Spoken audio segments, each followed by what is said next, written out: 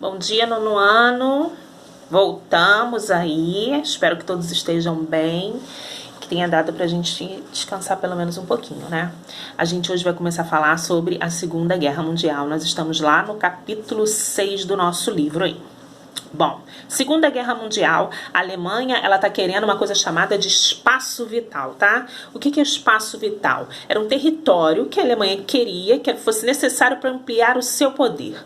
Então a Alemanha tá querendo conquistar o quê? Territórios. Vamos lembrar o seguinte, lá na Primeira Guerra Mundial, a Alemanha foi proibida de conquistar territórios, só que agora ela tá colocando as manguinhas dela de fora e querendo conquistar território novamente. Só que alguns países, como França, Inglaterra, estão fingindo que não estão vendo o que a Alemanha está fazendo. Estão se fazendo de maluco, deixando essa história para lá, tá? Para ter o espaço vital, ela está descumprindo o Tratado de Versalhes. Isso ela não poderia fazer, tá? E a gente vai ter aí o eixo. Quem é o eixo? O eixo, ele era constituído pela Alemanha, Itália e Japão. Lembrando que o Japão também queria conquistar territórios, inclusive a China queria conquistar o território chamado de Manchúria. Por que a Manchúria era tão importante? Porque a Manchúria era rica em ferro, era rica em carvão. Por que o ferro e o carvão eram importantes? Era importante na indústria nesse período, né? Lembrando que nesse período ainda a gente tem muita coisa aí, muitas máquinas ainda movidas a carvão e não a eletricidade aí. Vamos lá para a expansão nazista. O que acontece com a Alemanha? A Alemanha começa aos pouquinhos conquistando território aqui, conquistando território ali, e o pessoal fingindo que não está vendo que a Alemanha está conquistando território. Estão dando corda para a Alemanha vê que ninguém está impedindo ela, então devagarzinho ela vai conquistando os territórios assim ao redor dela aí, né? Aí a gente vê aí a Renânia, a Áustria, parte da Tchecoslováquia, então ela tá conquistando aí. Aí eu falei aí pra vocês que França e Inglaterra, nesse primeiro momento, né, estão fingindo que não estão vendo, e depois elas, inclusive, vão, né, na conferência de Munique, vão permitir, não, deixa ele anexar ali, ó, parte daquele território, só isso aí, não tem problema não, né? Então, a Alemanha segue aí na sua ideia, né, de aumentar o seu território aí. Só que no ano seguinte, né, França e Inglaterra permitem ali que eles estejam conquistando aquele território no ano seguinte. O que a Alemanha faz? Ela não fica só naquele território que foi permitido que ela conquistasse. Ela vai aumentar o seu território. Aí o pessoal começa a ficar com o pé atrás, né, e abrir os olhos contra a Alemanha aí. O que a Alemanha faz? A Alemanha vai fazer com a Rússia um pacto. Esse pacto vai ser chamado de pacto de não agressão. A Alemanha faz o seguinte, ó, ela fala assim para a Rússia, vamos fazer um pacto entre a gente? Eu não vou te agredir e você também não me agride. Eu não invado seu território, você também não invade o meu. Na realidade, Hitler já tinha a ideia de invadir a Rússia depois. Só que naquele momento isso não interessava a Alemanha. A Rússia é um território muito grande, né? Muito extenso. Então eu não tenho a menor intenção de, nesse momento, combater quem eu possivelmente não vou poder. Então, se eu não posso derrubar o meu inimigo, eu vou fazer o quê? Eu vou me aliar a ele. Então eu faço pelo menos um pacto de não agressão. Eu não vou te agredir, você também não me agride. Então é feito esse pacto aí nesse momento com a União Soviética, tá? Mas aí, em 1939, Hitler vai fazer o quê? Vai invadir um lugar chamado de Polônia.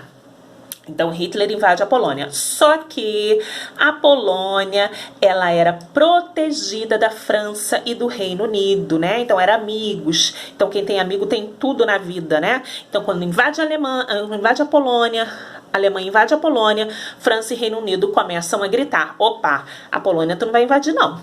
E aí se inicia a Segunda Guerra Mundial. Então, professora, quando é que inicia a Segunda Guerra Mundial? Com a invasão da Polônia. A Segunda Guerra Mundial se inicia quando a Alemanha invade a Polônia, tá? Vamos lá para o desenrolar da guerra aí. A conquista da Polônia vai ser através da Guerra Relâmpago. Como é que se acontecia a Guerra Relâmpago? Ó, a Guerra Relâmpago era pelo céu e pela terra ao mesmo tempo. Então, na Guerra Relâmpago, a Alemanha atacava, né? Bombardeava o território ao mesmo tempo que os seus soldados iam tomando pela terra o território. Então era pelo ar e pela terra. Isso é chamado de guerra relâmpago aí. Eles vão invadir inclusive a França, né? A Alemanha estava abusadinha, invade a França, vão ocupar Paris, tá? Até esse momento eles estavam achando que eles eram os bambambãs da guerra. Vão atacar a Inglaterra, mas na Inglaterra eles não serão bem sucedidos aí. E vão ocupar também uma boa parte do território africano aí, tá? Como o Egito e como o Marrocos. Aí a gente vai ter uma coisa chamada de Holocausto, que foi uma vergonha, né, para a história mundial. O Holocausto foi uma perseguição política, social, né, étnica e religiosa baseada na ideologia ariana, ou seja, na ideologia de raça superior. O que é ideologia ariana? É raça superior. Os alemães se achavam superiores às outras raças. Então, tudo aquilo, tá, que Hitler achava que era diferente dele, tá, ele perseguia. Só os judeus foram perseguidos? Não. Ele perseguiu os judeus, os negros, os deficientes físicos, os homossexuais, os ciganos, todas essas pessoas foram perseguidas, foram presas, colocadas em campos de concentração e depois levadas para campos de extermínio também. Nos campos de concentração, as pessoas faziam trabalhos forçados, tá? Mais ou menos 6 milhões de judeus foram mortos ali, mas como eu disse para vocês, não haviam só judeus, tá? Haviam todas essas outras pessoas que eu falei aí para vocês. E se vocês pesquisarem no Google campos de concentração, né, verem algum... É bom que vocês vejam, né? Muitos deles são abertos hoje à visitação. Professora, por que esses campos de concentração que trouxeram tanto sofrimento, tanta dor, são abertos à visitação? Para que as pessoas não esqueçam daquilo que aconteceu ali e para que essa história não se repita nunca mais na vida, né? E, professora, como é que os alemães apoiavam o que Hitler fazia? Primeiro, muita gente pensava como ele e por isso apoiava ele. Por mais que isso pareça ser muito estranho, muito esquisito, como é que alguém pode apoiar uma ideia tão repugnante assim? Mas tem sim, tem muita gente que apoia o que é errado, o que é repugnante. E a gente pode pensar assim, e outras pessoas também, elas eram meio que enganadas, meio que iludidas, né? A gente tem que lembrar que naquele período a gente também não tem a internet que a gente tem hoje, né? Então, assim, o governo passava só aquilo que ele queria que as pessoas soubessem. Por quê? Por causa da ditadura. Havia uma censura dentro da Alemanha. Então, assim, a imprensa, ela não podia passar os fatos reais. Ela passava apenas aquilo que o governo permitia.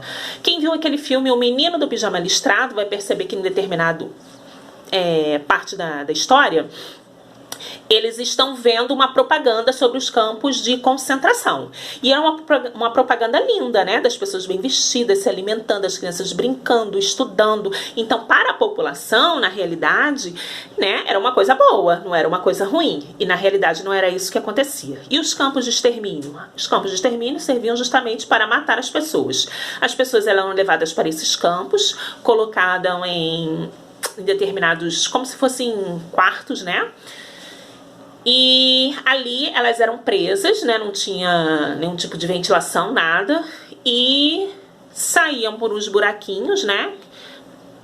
Que tinha mais ou menos no alto, assim, os gases. E as pessoas morriam ali sufocadas, né?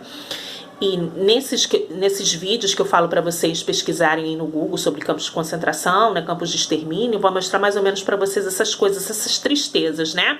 E os campos continuam da forma que eram daquele período. Então, em muitos campos de concentração, quando as pessoas vão lá em campos de extermínio, né, as paredes estão todas arranhadas, né? Justamente porque na hora das pessoas ficarem sufocadas, elas ficavam tão desesperadas que elas começavam a arranhar, né, as paredes e as portas. Então, essas ranhuras das pessoas, esse sofrimento das pessoas estão ali. As roupas que as pessoas utilizavam naquele período também estavam ali. Depois que elas morriam asfixiadas, o que eram feitas com elas? Elas eram levadas para serem incineradas, isso mesmo. Aqueles corpos todos eram colocados, né, dentro de uma grande fornalha, onde elas eram incineradas ali. Os campos de concentração, principalmente os campos de extermínios, eram muito longe dos centros urbanos. Por quê? Quando se queimava aqueles corpos, o cheiro, né, de carne queimada subia. Se fosse perto dos centros urbanos, as pessoas iam desconfiar. Meu Deus, o que está acontecendo? Que cheiro é esse? Né? Que coisa estranha é essa? Então, por isso, os campos de extermínio, eles eram bem longe dos centros urbanos. Isso a gente também vê no filme Menino do Pijama Listrado, né? Quando a mulher lá do cara, ela sente aquele odor, ela fala assim, mas que cheiro estranho, o que está acontecendo, né? E aí ela se percebe, se dá conta, porque um soldado, né, fala mais ou menos pra ela o que estava acontecendo, e ela percebe que estavam queimando as pessoas, né? Que coisa triste. Mas é isso mesmo que aconteceu. Uma parte da nossa história, sim, que ela não deve ser esquecida, tá? Não vamos esquecer, não vamos riscar. A gente tem que lembrar sempre para que a gente não repita, né? Porque o outro é diferente, porque eu não concordo com ele, que eu vou matar, que eu vou queimar ele, né, gente? Pelo amor de Deus. Então, assim, opiniões diferentes, pensamentos diferentes, todos nós temos, divergimos, e tem que ser isso mesmo, né? Já pensou se todo mundo pensasse igual, né? O mundo não ia ter graça, né? O que tem graça é realmente essas diferenças que existem entre as pessoas, mas precisa existir o respeito com o outro. Eu posso não concordar com aquilo que você pensa, né? Posso pensar completamente diferente de você, mas isso não significa que eu preciso te desrespeitar, né? Por eu não concordar com aquilo que você pensa aí. Aí os Estados Unidos vão entrar na guerra. Lembra que os Estados Unidos na Primeira Guerra também ficou distante, não tava nem aí, só ganhando dinheiro, depois entrou, né? Venceram a Primeira Guerra. Aí os Estados Unidos entram na guerra ao lado da França e ao lado da Inglaterra, né? Por que os Estados Unidos vão entrar na guerra? Lembra que eu falei pra vocês, o Japão tava lá do lado de quem? O Japão tava do lado da Alemanha. O que o Japão faz? O Japão tá se sentindo, né? Vai lá e ataca uma base naval dos Estados Unidos. Agora você vê, através dos kamikazes. Quem são kamikazes? São os pilotos suicidas. Eles entravam nos aviões justamente pra isso. Pra atacar e sabendo que eles iam morrer. Eles iam com gasolina só pra ida, não tinha pra volta, né? Então mesmo os que se arrependessem, né? Eles não tinham como voltar. Então os kamikazes saíam do Japão e foram diretamente pra base naval dos Estados Unidos, atacar a base naval dos Estados Unidos. Morriam e matavam o maior número de pessoas que eles pudessem. Isso para eles era uma glória, né?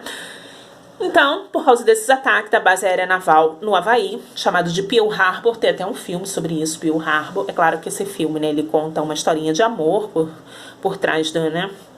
Mas ele conta essa história aí do ataque dos kamikazes aí. Quem quiser ver depois aí, é um filme que deve ter no YouTube, facilmente vocês conseguem achar aí. E aí os Estados Unidos entram na guerra, só que a guerra estava praticamente ganha já, tá? A Segunda Guerra já estava praticamente ganha, a Alemanha estava rendida, né? Faltava o Japão se render aí. O que os Estados Unidos iam fazer? Os Estados Unidos tinham feito a bomba atômica. E eles queriam fazer o quê? A gente quer saber como é que funciona essa bomba atômica. Então, os Estados Unidos vão lançar 2 bombas atômicas no Japão, nas cidades de Hiroshima e Nagasaki. Mesmo sabendo, né, do provável poder devastador, vai lançar a bomba atômica em Hiroshima. A bomba atômica é lançada em Hiroshima e causa uma destruição, assim, horrível, né? Não dá pra explicar o que aconteceu ali naquele lugar. É outra coisa que, se vocês forem lá no Google, ver as bombas lançadas de Hiroshima e Nagasaki, vocês vão ver as pessoas queimadas. E as pessoas não eram queimadas, a bomba foi lançada, né? Aquela quentura, né? Ela começa a queimar as pessoas começam a sair retirando suas roupas do corpo, nuas na rua, porque aquilo queimava a pele delas, né? E mesmo os Estados Unidos, vendo toda a devastação que eles causaram em Hiroshima, 3 dias depois, é isso mesmo? Isso mesmo. 3 dias depois, eles lançam a bomba na cidade de Nagasaki com o mesmo efeito devastador, matando milhares de pessoas, jovens, idosos, crianças, né? E as que não foram mortas, elas passaram a ter uma vida bem difícil, né? Porque foram queimadas, foram mutiladas, e os efeitos devastadores permaneceram por anos, até hoje, tá? Até hoje as pessoas sofrem, né? Os descendentes daquelas pessoas sofrem com os efeitos do câncer no corpo.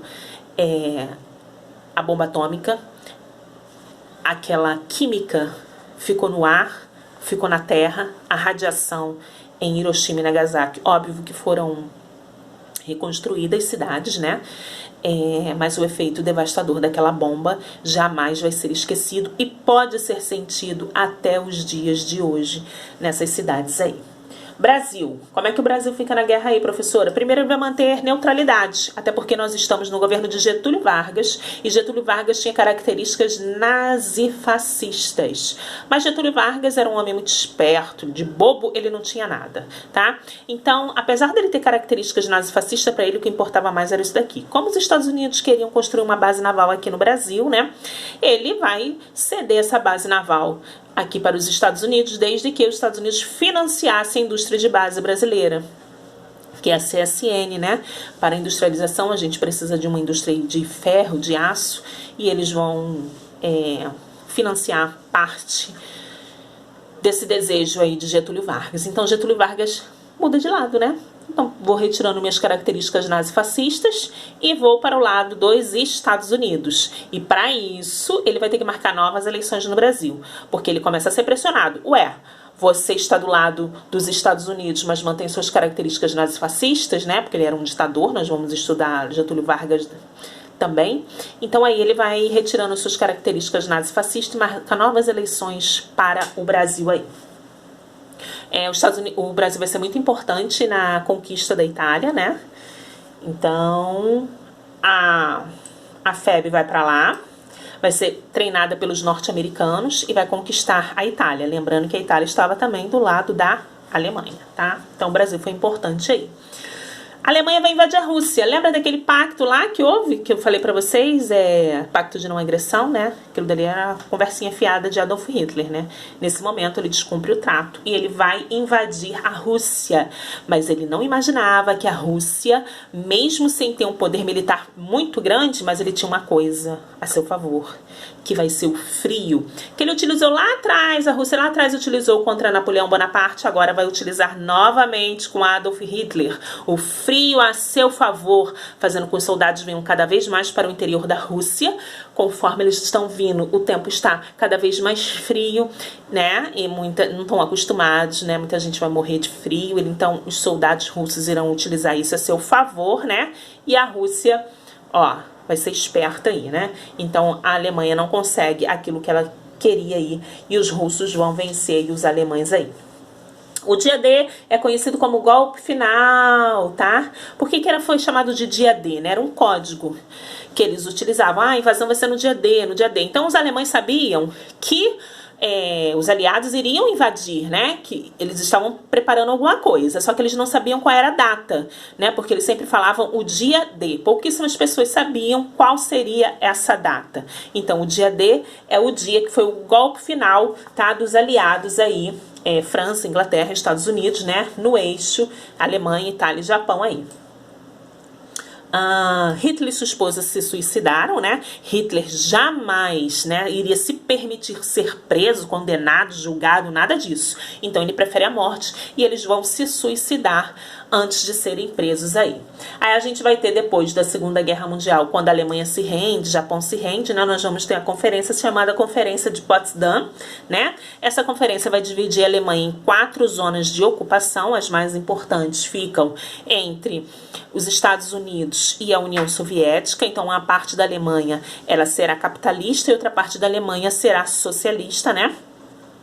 E, obviamente, a parte que mais vai se destacar, que mais vai crescer, vai ser a parte influenciada pelos Estados Unidos, onde a gente vai ter o Muro de Berlim, né, que dividia, né, a cidade. E, assim, quem estava de um lado não podia passar para o outro, literalmente, porque era vigiado, né, você não podia. Então, se você construir um muro, se você estava desse lado, você trabalhava daquele outro, você tinha perdido seu emprego, né? Sua família mora do outro lado, você jamais não ia ver sua família. Então, o tempo que durou o Muro de Berlim, né, as famílias não se viam, não tinham essa oportunidade de se verem, porque não podia, não tinha acesso ao outro lado, literalmente aí. A gente vai ter aí a criação da ONU na Segunda Guerra Mundial, a Organização das Nações Unidas, né? Qual o objetivo da Organização das Nações Unidas? É promover a paz mundial, né? Proteger os direitos humanos, né? Estimular desenvolvimento econômico, reforçar os laços aí. Então, a gente vê que a ONU ela tem várias organizações dentro dela, como, por exemplo, a OMS, né? Que trabalha aí na ajuda, na tentativa aí, né, dessa pandemia, de melhorar aí essa pandemia. Então a ONU ela tem várias organizações dentro dela, ela é criada nesse período da Segunda Guerra Mundial. E a gente tem aí a Declaração Universal dos Direitos Humanos. Uma das coisas importantes que essa declaração diz é que todos os seres humanos nascem livres e iguais. Na teoria isso é muito legal, mas infelizmente na prática isso não acontece, né?